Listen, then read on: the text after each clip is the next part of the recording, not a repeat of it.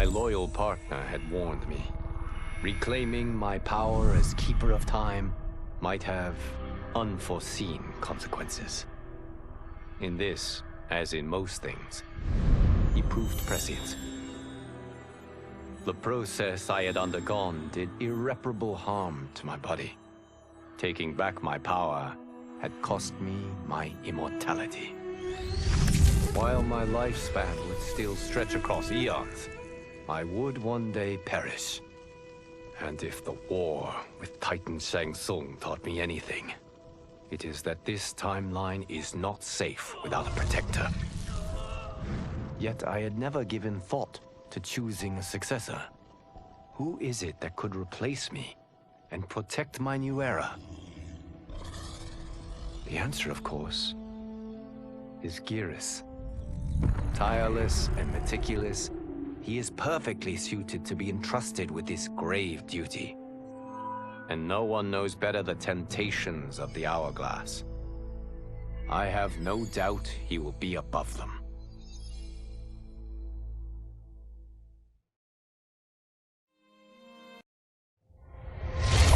Though the barriers between timelines had been rebuilt, there was no question that they could again be broken. Protecting this timeline would require eternal vigilance, so that it could not fall victim to further outside aggression. But nothing in my countless lifetimes had prepared me for this task. In none of them had multiple timelines ever coexisted. Monitoring them for threats was an entirely novel problem. It would require a novel solution. I discovered that though the timelines no longer touched, their meeting had left them intertwined. I can now secretly surveil all timelines, keeping watch for potential danger. It pleases me to do this service for the new era. Lord Liu Kang may rest assured that it is secure.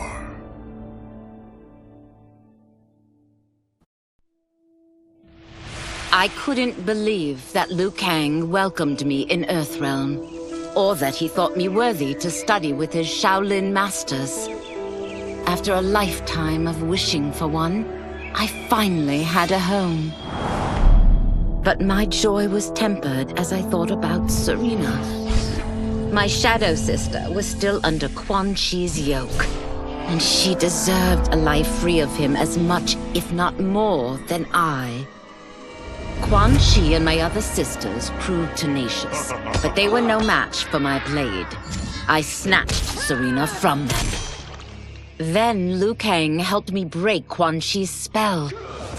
Her mind free of his influence for the first time in years, Serena chose to join me in Earthrealm. My sister and I once again fight side by side. Only now we do so for Earthrealm. Together, we have formed the Order of Light.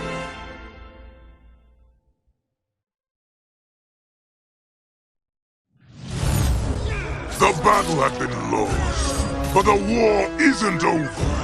I won't stop fighting until I take Outworld's throne. That they thought Leichin Prison would hold me is laughable. Once free, I began planning my next campaign. I would need an unstoppable army to overthrow Mileena. Unfortunately, most of my former soldiers lacked the courage to rally to my standard. Rebuilding my army would require finding new recruits. And that task is proving easier than expected. Outworld's golden age has left more than a few behind. Without hope, without power, they eagerly heed my call to tear down Mileena's government.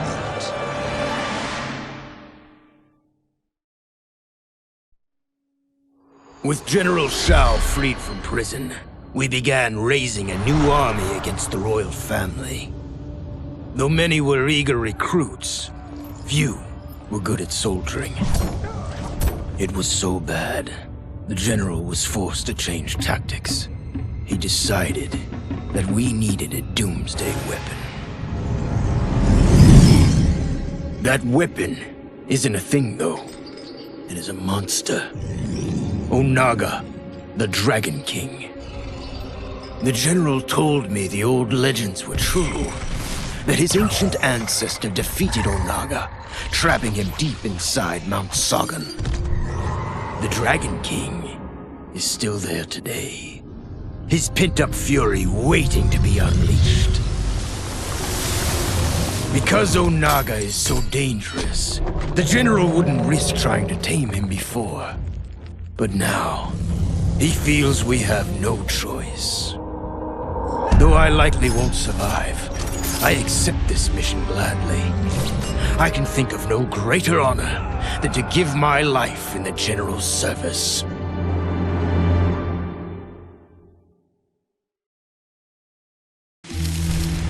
General Shao's revolt left Outworld's armies in tatters. We were vulnerable to enemies both foreign and domestic. That's why my sister asked me to take command, to stitch her military back together and purge Shao's loyalists within it. She trusted only me with the task. The soldiers, however, had little faith. They thought me a spoiled dilettante, unprepared and unfit to serve. That I could fight mattered little. All that mattered was that I wasn't one of them. I finally earned their loyalty by orchestrating an epic victory over Shao and his rebels. Though the general himself escaped, his forces were smashed. For as long as I am able, I will lead the Empress's armies in defense of Outworld. Through strength, we will achieve peace.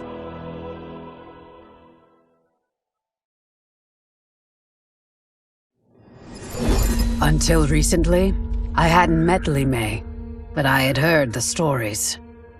How the Umgadi's matron superior blamed her for not preventing Emperor Jared's murder. How she quit in disgrace rather than accept punishment. But those stories didn't fit the woman I now knew. Li Mei would never have been so negligent. Eventually, I uncovered the truth. The failures and mistakes which led to the Emperor's murder, they resulted from poor decisions made by the matron superior themselves. They made Li Mei their scapegoat. When the Empress found out, she wanted the Umgadi disbanded. But I convinced her that it could be reformed.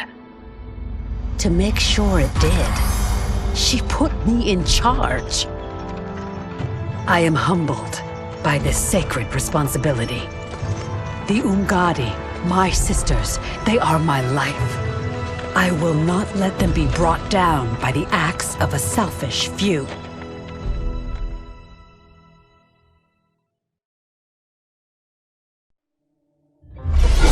As her reign began, Empress Mileena faced many challenges. To meet them, she turned to the people she trusted. Her sister to lead her army, and me to lead her Imperial police.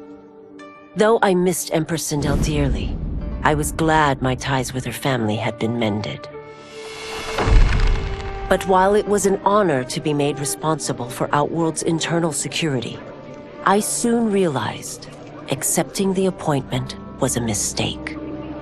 I'm not cut out to be a bureaucrat, nor am I patient enough to navigate the Imperial Court's politics. I was at my best patrolling Sundo's streets, when I could feel the city's pulse and serve and protect its citizens directly. That's why I resigned my post and resumed my role as Sundo's first constable. I end each day knowing I've made a difference.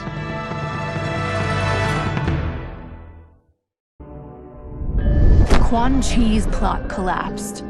along with it my plan to secure new beings to feed my starving people. Because I'd advocated for partnering with him, I was held responsible. If I didn't seize for Vternus' new feeding grounds, the Coven would banish me. But then, I had a revelation. I didn't need to conquer realms to feed my people. I simply needed to capture enough beings to breed them. Once they multiply, Vternus will have a limitless, renewable source of food. And I only need a few thousand to start. A number so small compared to the billions in the realms that no one will notice as people go missing. But it will be more than enough to establish our breeding stock and feed a ravenous Vternus.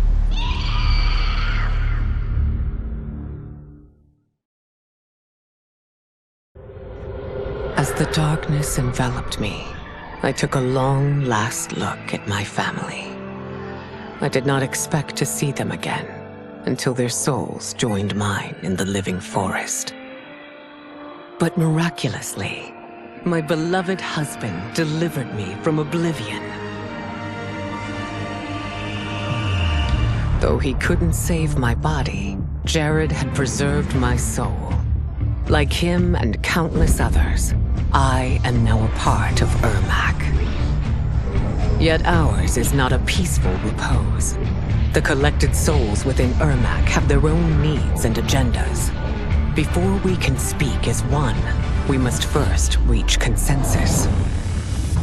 I had thought, as the former rulers of Outworld, I and Jared would hold sway. But here we are, two souls among many thousands, fighting for the right to be heard. And if there is one thing we do well together, it is fight. We will win the right to govern Ermac as we once had governed Outworld. And we will rule for the benefit of all.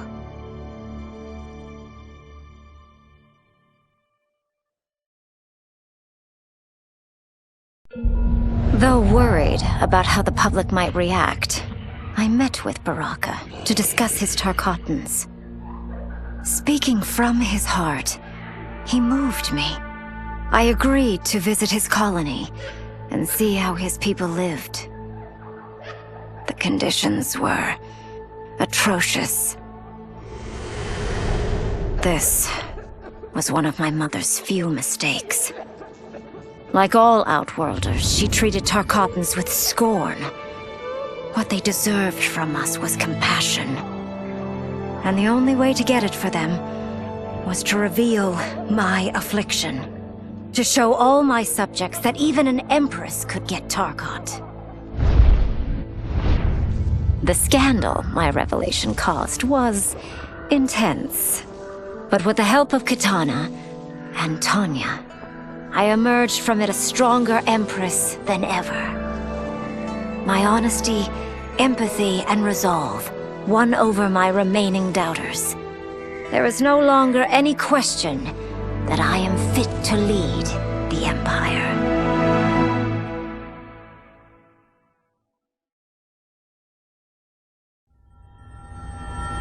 While the regime had changed, little else had. My people still suffered in silence, ignored by the rest of Outworld. Though now I knew Empress Mileena's secret, that she was also afflicted with Tarkat.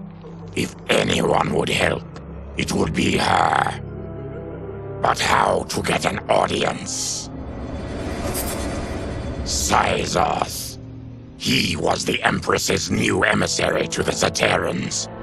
I asked him to introduce us. At great personal risk, he agreed. And as I'd prayed, the Empress was willing to meet. Even better, she would visit the colony.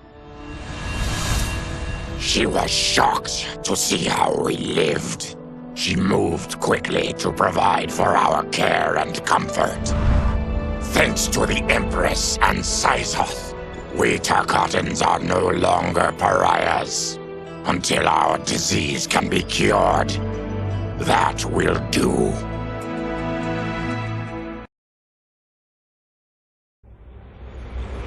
I had broken the Lin Kuei free of Liu Kang's enslavement. We were now masters of our destiny, and could take our place among Earthrealm's great nations. But taking and holding territory would require a vast army. I needed more fighters to make our presence felt. Then I recalled Shang Tsung's dragon warriors. An army of them would be unstoppable. But trafficking in such strong magic would surely draw Liu Kang's attention. Sector advised that we avoid detection by building our army using science, not sorcery. We've invested much into this endeavor, and we are beginning to see results. Once again proving the depths of Sector's genius. When we are done, all of Earthrealm will honor our desires and heed our demands. If not, they will face the Lin Kuei's wrath.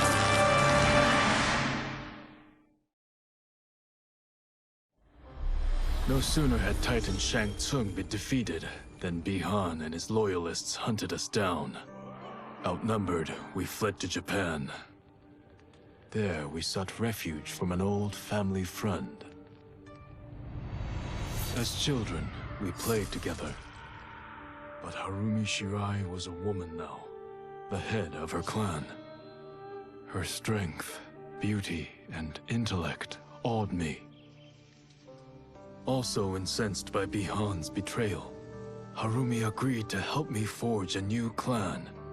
One that would stand against him and defend Earthrealm. Her aid proved invaluable, and as time went on, we grew closer. To honor Harumi and pay respects to my new bride, I named the clan after her, calling it the Shirai Ryu. Now the battle against my brother begins in earnest.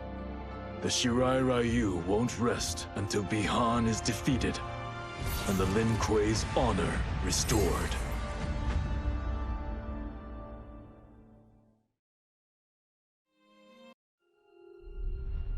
Kuai Liang and I were working hard to build our new clan. But even with the help of his close friend Harumi, it was difficult. The biggest problem was finding the right initiates. Then, one night, while walking outside Harumi's compound, I was attacked. I thought at first it was a Lin Kuei assassin, but his strikes were too uncertain, too angry. My attacker, it turns out, was a boy. Homeless and hungry, his assault was born of desperation. He needed money so that he could eat. It was like looking at myself 15 years ago. I would have ended up just like him if the Lin Kuei hadn't taken me in. So I took the boy to Kuai Liang, who also appreciated his fire. We made him our first initiate. The boy's name? Hanzo Hasashi.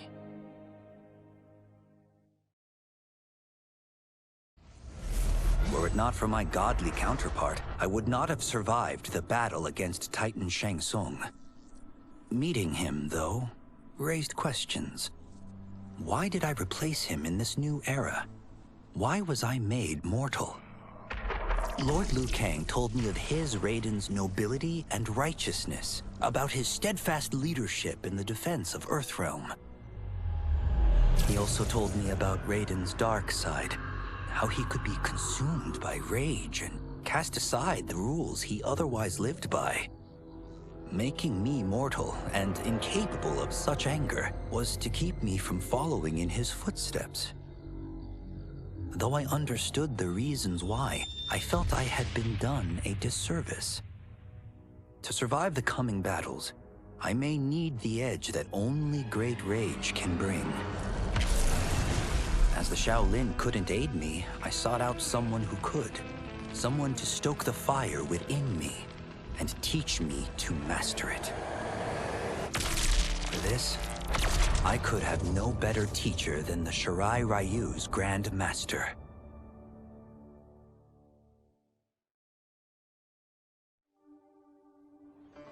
It was inevitable that the Shaolin Masters had me join them. They knew just how much future initiates could learn from me. Shujinko was one of my earliest. His ability to absorb anyone's powers and skills was amazing. With the right training, he could become our greatest champion.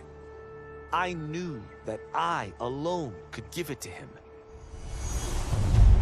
But as his proficiency grew, so did his ego. In love with himself and his power, Shujinko became a threat to the realms. He hadn't learned humility, because I wasn't the one who could teach it. I should have listened to Raiden's warning and not tried to train Shujinko alone. After he was subdued, Shujinko's accumulated abilities and memories were taken from him. He is once again a new initiate, ready to begin his training. This time, Raiden and I train Shujinko together. He will become the champion he is destined to be. And I will fulfill my duties, humbly and cooperatively.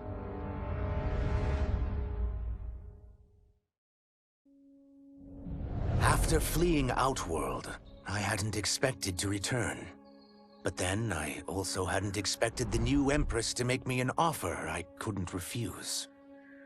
To thank me for helping stop General Shao's rebellion, she asked me to be her emissary to the Zaterrans. Going home, bearing the seal of the royal house, I would show, once and for all, that my mutation wasn't to be feared. That it wasn't a source of shame. To my surprise, I was welcomed. But those warm smiles hid a dark secret.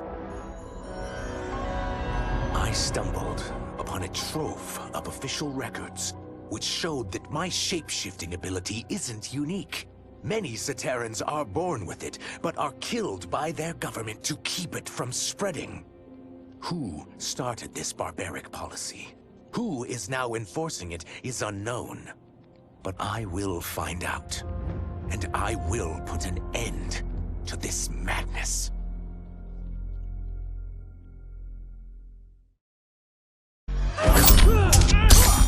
I wasn't looking for allies against the Yakuza, but I found one in Special Agent Jackson Briggs. He'd heard gangsters plotting to kill me on a wiretap and came calling, hoping I'd be his informant. We planned to part ways when we got the job done, but then Shang Tsung showed up to steal Sento. Needless to say, Jackson had questions. It blew his mind to hear that the stories in Johnny's movies were real. Once the shock wore off, Jackson quickly sized up the threats Earthrealm faced. To deal with them, he got his bosses at the FBI to form the Outworld Investigation Agency. When he asked me to sign on, I hesitated. After all, me? A government agent? But it's an important job. And more importantly to me, an honest living.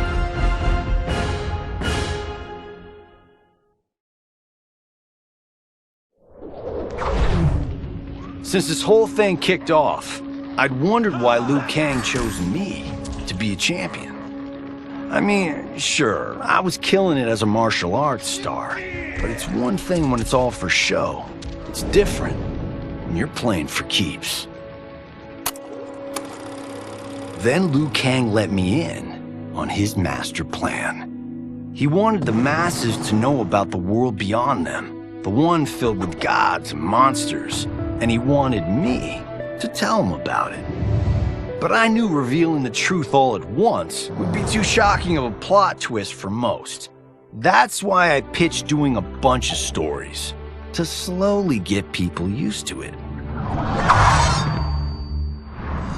And if there's one thing I can do, Besides kick-ass in combat, it's built a cinematic universe.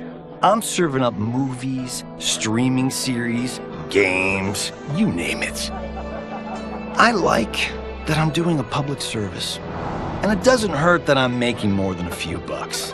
It's the kind of synergy that would make any studio mogul proud.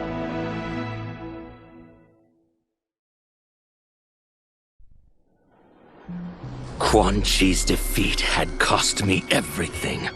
For months I had furthered his plot, and now I had to start over. Syzoth's people were still in chains. That's when Rain approached me. On the run from Empress Mileena, he was desperate for help. And though I'd had my fill of sorcerers, this one was different. I agreed to provide him safe haven. He agreed to help topple Syzoth's government. And topple it we did. Rain summoned a wave so fast, so powerful, that it crushed the capital. Syzoth's fascist rulers were swept away. My people are finally free. They can chart their own course, needing only to follow their own desires. Their lives are now blessed by anarchy.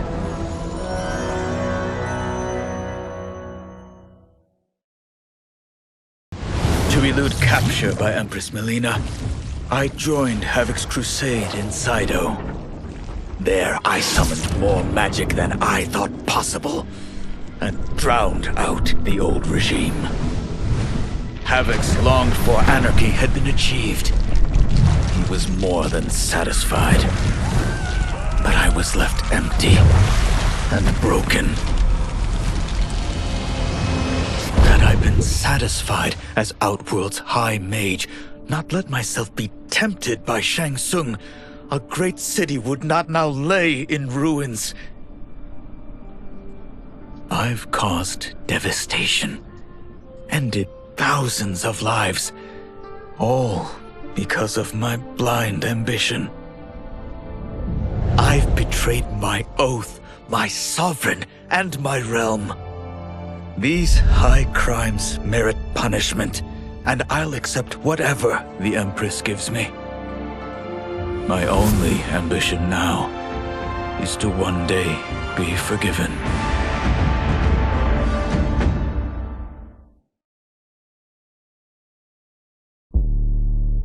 After escaping Lei Chin prison, I was hounded by the Imperial Police. I needed a place to hide and to recuperate while I plotted the best way forward. I knew the remote canton of my youth would be perfect. To escape capture, I traveled by sea.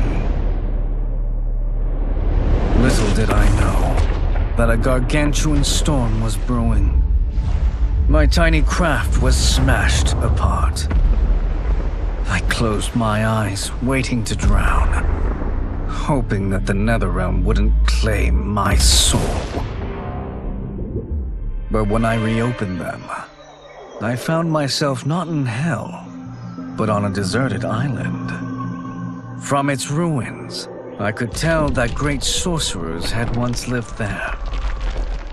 In the caves beneath the ruins, I found what I can only describe as a well of souls. Once I learn how to wield its power, I will become invincible.